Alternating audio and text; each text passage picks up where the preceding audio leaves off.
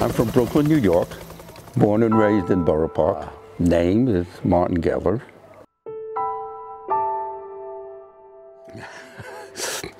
I entered the military at the age of 15, which is way too young. I told the recruiter that I was 17, and the recruiter told me that's fine with parental consent. This is one topic you don't bring up to my parents, but the main reason is both of my parents were Holocaust survivors. They came from Europe. Both my parents had a fear of military and uniforms, and it didn't make a difference whose uniform it was. Any uniform, even policemen, it's a uniform, and they had a thing about uniforms. So I knew I couldn't ask my parents. I went to the Bowery, and the Bowery in those years was a place where all the drunks hung out and lived. Found this gentleman laying in the street, and I told him, if he comes with me to the recruiter, tells them that he's my father and he gives permission for me to join the military, I will take him to any liquor store and buy him whatever he wants, which he did.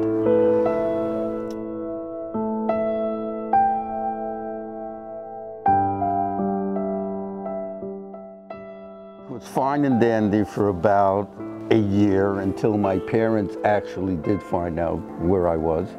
My mother freaked out, and my parents were going to report me. There was a gentleman in shul, and he told my father to be very careful, because if he turns me in, I can go to federal prison for doing that. So my parents decided not to say anything. You know, I'm going to make noise. Yeah, okay.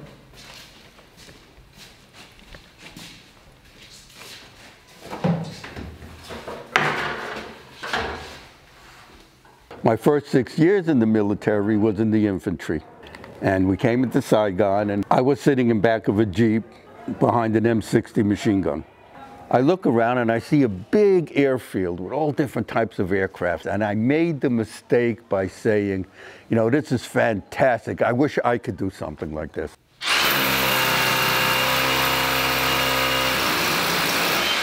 About 3 months later, I got called into my CO's office, and he says, pack up, you're being transferred. You're going to an aviation unit. I went, and they made me a door gunner. And I told them, you guys are crazy. I'm going back to the infantry. It's safer being shot at the ground than it is being up there getting shot at. So he says, what would it take for me to stay in aviation? So I told him that I wanted to be a pilot.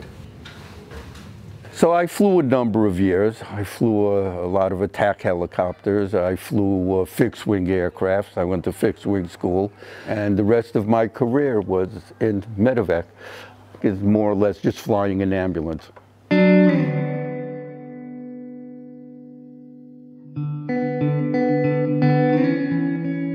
You kind of try to push it out of your mind.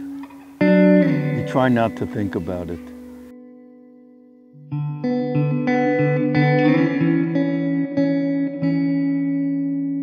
I went through all the training like everybody else. What they tell you, what they try to teach you, what they try to prepare you for, never prepares you for what reality is.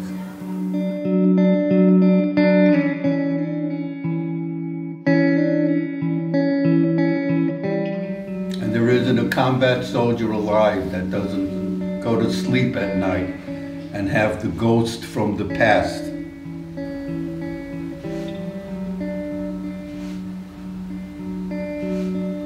It's a memory.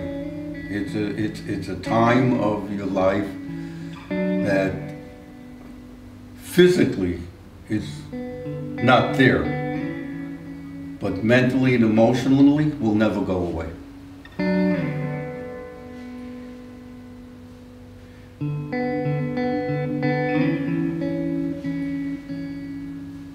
There was one incident I remember. We got a call about 3 children went out playing in the field, and it ended up being a minefield, and one of the children stepped on a mine, and the 3 children got hurt. 2 of them unfortunately didn't make it,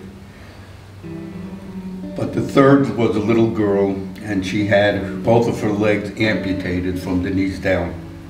And when I looked over my left shoulder, I saw my crew chief and my flight medic in tears, just crying over this little girl.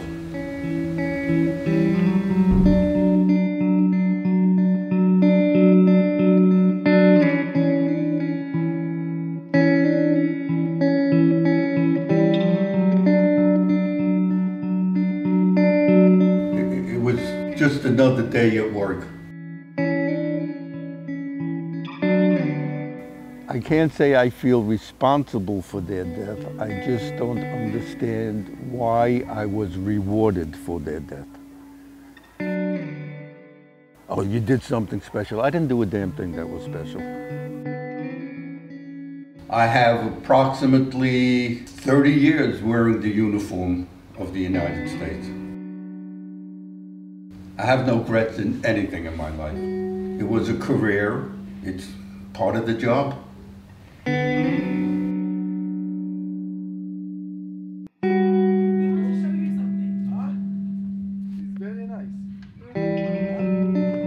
I want To clean it up. to clean the water, the wall. Okay.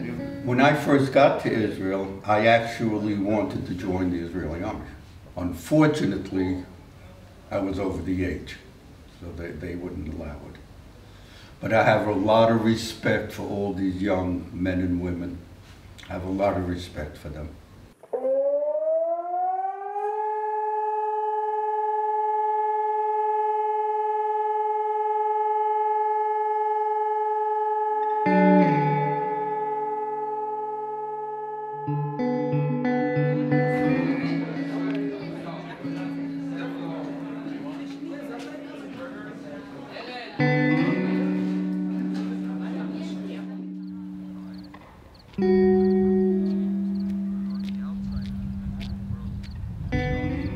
I worked with a gentleman who came twice a week to Kfar Hanoa to do some work here.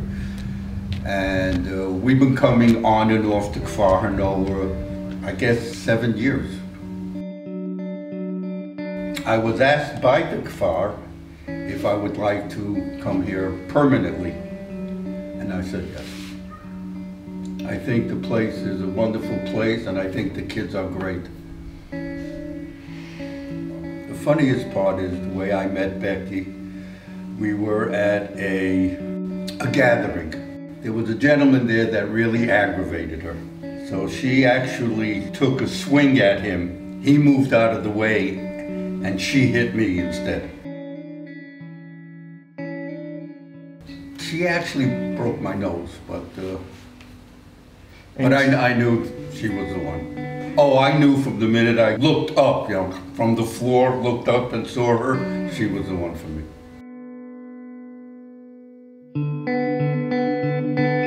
Since I met Becky and we got married, we lived in the United States for approximately 20 some odd years, and then we moved to Israel.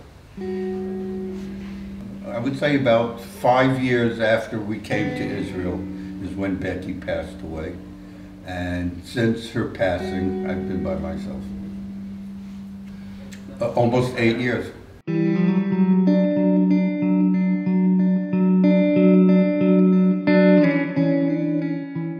No matter how bad things get, no matter how angry I get, I can just actually hear her telling me that it's okay, it will pass, things will get better.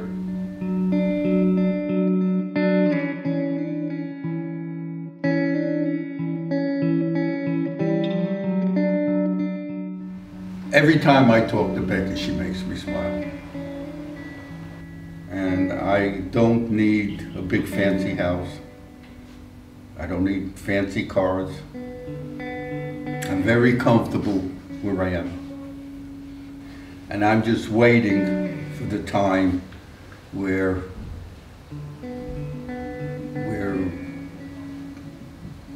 Becky comes, takes me by the hand, and we go home.